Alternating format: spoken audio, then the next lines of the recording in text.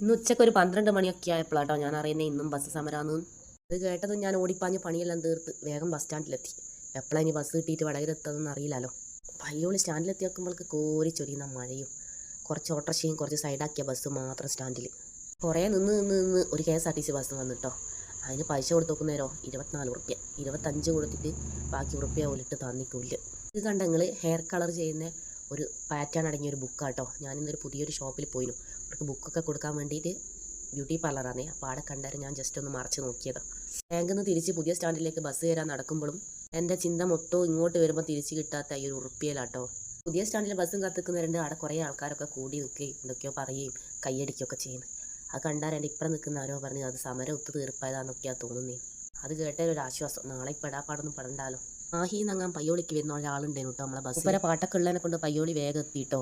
എന്താണെന്നറിയില്ല, മൂപ്പർക്ക് തന്നെ വേഗം മനസ്സിലാക്കി ബസ് എല്ലാവരോടും ഇത് നമ്മളെ നാട്ടുകാരിയാന്നെല്ലാം പറയുന്നുണ്ട്. മാസ്ക് കൊണ്ട് കണ്ണ് വരെ മൂടിയാലോ എന്ന് വരാൻ ചിന്തിച്ചു പോയി. നമ്മളെ കുഞ്ഞു കുഞ്ഞു വീഡിയോസൊക്കെ ഇഷ്ടപ്പെടുകയാണെങ്കിൽ സപ്പോർട്ട് ചെയ്യാൻ മറക്കരുത്.